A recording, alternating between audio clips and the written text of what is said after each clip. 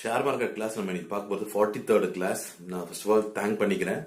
இது வரைக்கும் மோர் தென் 3000 சப்ஸ்கிரைப் பண்ணிருக்காங்க இந்த ஷேர் மார்க்கெட் கிளாஸ்க்காக மாத்திரம். உங்களுக்கு ஷேர் மார்க்கெட் இன்ட்ரெஸ்ட் இருக்கு, ஃபியூச்சர்ல அதில் ட்ரேட் பண்ண போறீங்கன்னா இந்த சேனலை சப்ஸ்கிரைப் பண்ணுங்க. உங்களுக்கு இன்வெஸ்ட்மெண்ட் ஐடியாஸ் கிடைக்கும், டிப்ஸ் கிடைக்கும்.